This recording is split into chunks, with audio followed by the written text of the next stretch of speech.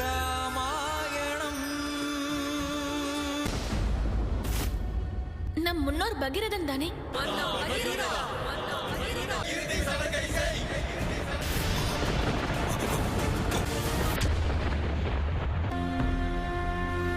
ஓம் நான்முகனே போற்றி.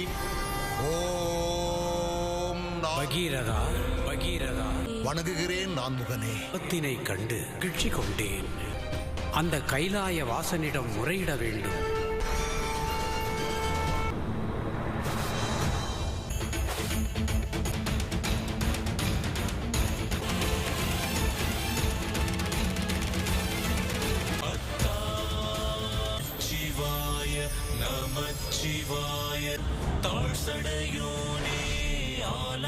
பகீரதா, வணங்குகிறேன் எம்பெருமானே. உம்முடைய வேண்டுதல் எம்மை மகிழச் செய்துவிட்டது.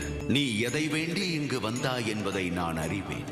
அதனால் நீ கூறுவதற்கு முன்பே நான் கங்கையை எனது சடாமுடியில் தரிக்க தயாராக உள்ளேன்.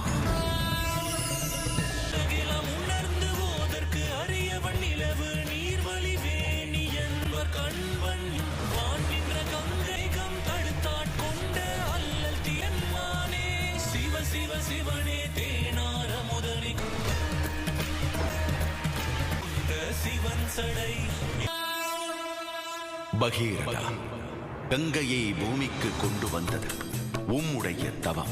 உண்மையான உன் முயற்சியும் அதற்கு உறுதுணையானது. நீர் இந்த உலகை புனிதமாக்கும்.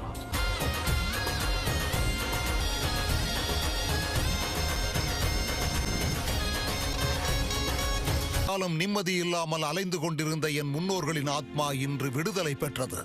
அதை நினைத்து பார்க்கும் பொழுது மனம் நிம்மதி அடைகிறது. அந்த கங்கை தாயை பூமிக்கு கொண்டு வந்ததில் நான் ஒன்றை கற்றுக்கொண்டேன். இவ்வுலகில் என்ன நடக்கின்றதோ அதற்கு ஒரு காரணம் இருந்தே ஆக வேண்டும். சொல்லுங்கள், கங்கை தாய், கங்கை தாய்.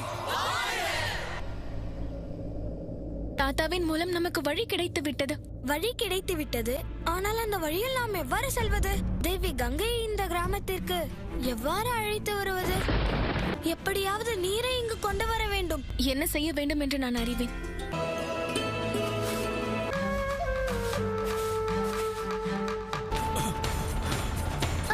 எங்களுக்கு நீரை கொடு. இல்லை, நீரை கொடு. இல்லை. அவசரப்படாதே குசன். எம்பெருமானே இங்கு வந்து பிரச்சனையை தீர்க்கும் வரையில் நிறுத்தக்கூடாது. எம்பெருமானே, தாம் தான் எங்கள் முன்னோரான மன்னர் பகீரதன் அவர்களுக்கு உதவி செய்தீர்கள். கங்கை தாயை பூமிக்கு கொண்டு வர உதவினீர்கள். உங்கள் ஒருவரால் மட்டும்தான் தீர்க்க இயலும்.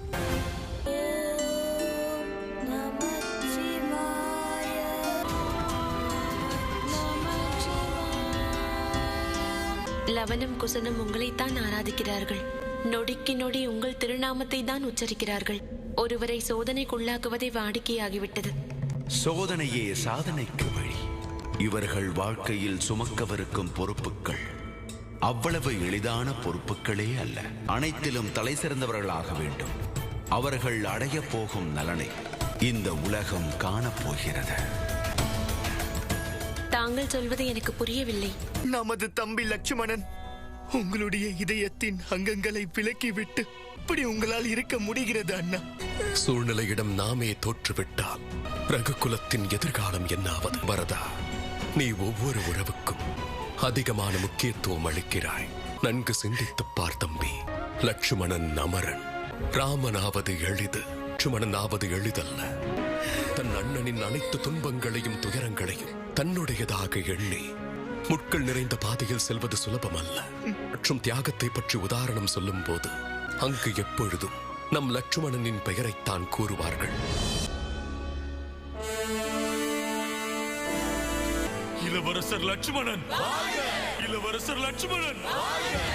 வரதா, நீ சரியான நேரத்திற்கு வந்திருக்கிறாய். வா, நீதான் லட்சுமணன் சிலைக்கு மரியாதை செலுத்த வேண்டும்.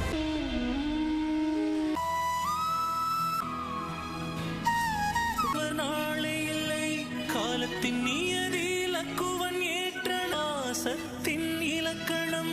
லக்குவன் புகழ்வா